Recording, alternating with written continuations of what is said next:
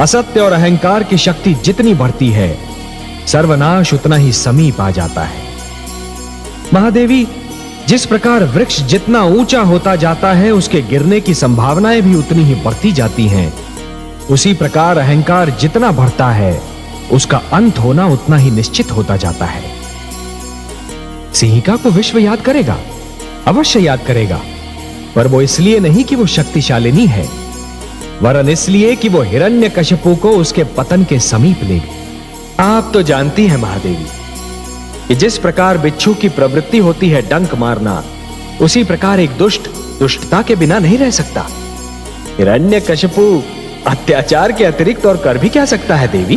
और आप कह रहे थे कि आपने मेरे पुत्र के प्राणों की रक्षा की है, उसे पर्वत से नीचे गिरने से बचा लिया है। यह भी तो संभव है देवी कि अब प्रहलाद की कथा और भी रोचक हो जाए। मूर्ख हिरण्यकशिपु ने जब से स्वयं को ईश्वर घोषित किया है, समझने लगा है कि प्राणियों का जीवन और मरण उसी के हाथ में है। नहीं प्रिय, यदि जीने की इच्छा प्रबल हो तो जीवन के निकट जाते मृत्यु के पांव भी डगमगाने लगते हैं। परंतु हे दयासागर, अश्वमित्र के पंजे से उसे कौन छुड़ाएगा? उसका जीवन कौन बचाएगा? उसका विश्वास महादेवी, उसका दृढ़ विश्वास। जिस प्रकार सूर्य के रहते रात्रि का साहस नहीं कि वो दिन के निकट भी जाए, उसी प्रकार आपके पुत्र प्रहलाद के दृढ़ विश्वास के रहते किसी विपदा का यह साहस नहीं कि वो उसे छू भी सके। उसका यही दृढ़ विश्वास उसके जीवन की रक्षा करेगा।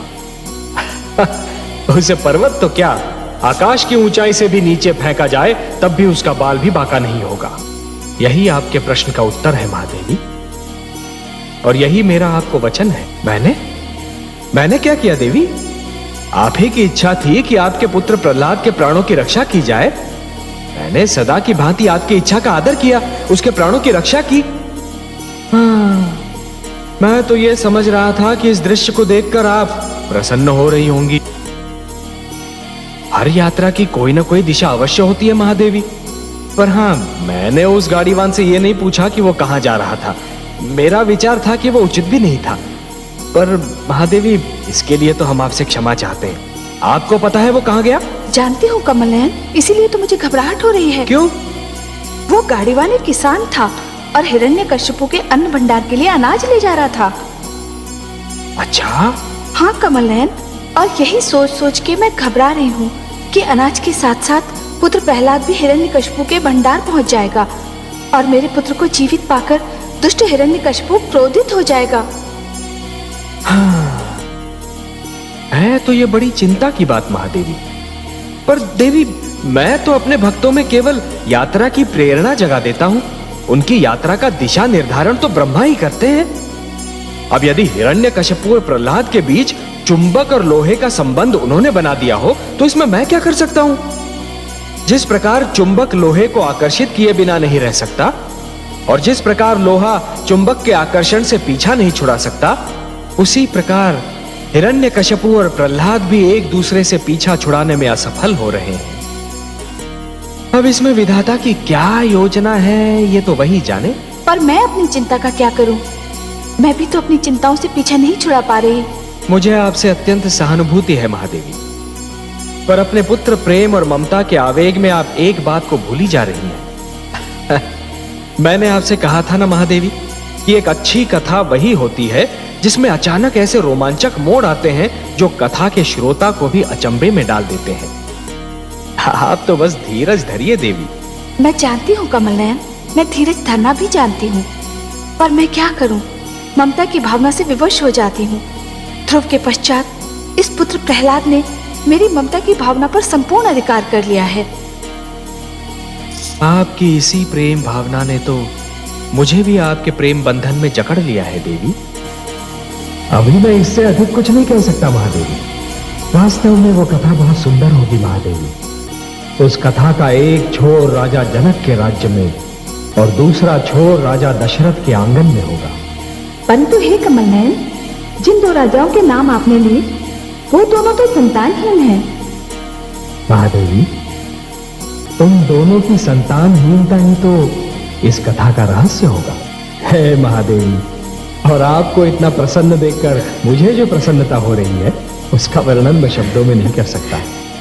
महादेवी, राजा वही है जो स्वयं को प्रजा के सुख दुख का भागीदार समझे।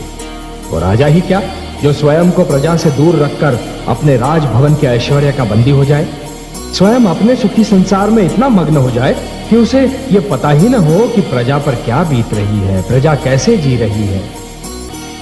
हे महादेवी, जो राजा संकट की घड़ियों में प्रजा के कंधे से कंधा मिलाकर खड़ा नहीं हो सकता, वो राजा कहलाने योग्य ही नहीं है।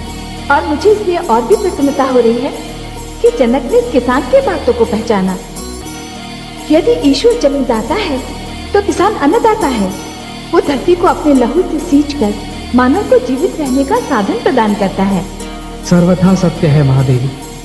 किसान धरती पर ईश्वर का सहायक होता है, परंतु इससे भी बड़ा एक सत्य और है महादेवी, कि एक राजा तो केवल अपनी प्रजा का पालक होता है, परंतु एक किसान सारी मानवता का पालक होता है।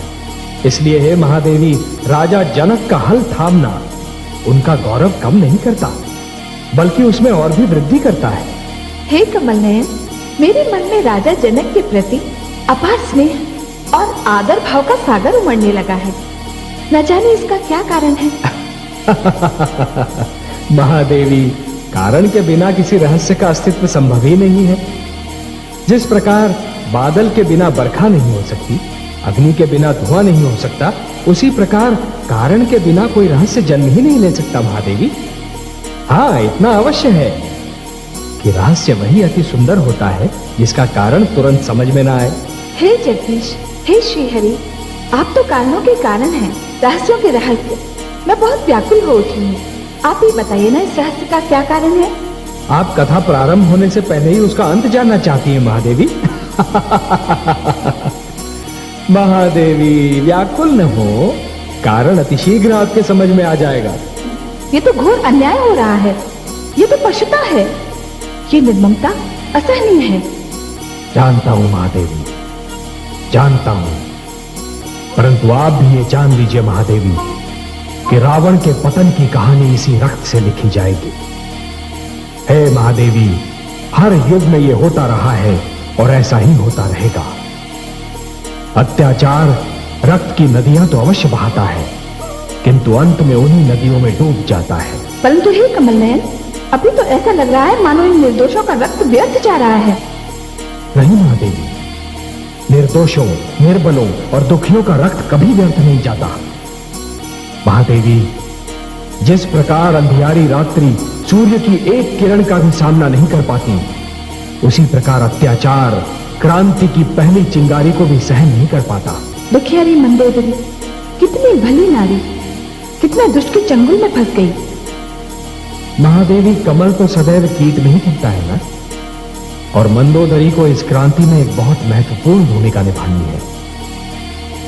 महादेवी, जिस क्रांति में नारी की भूमिका ना हो, वो क्रांति कभी सफल नहीं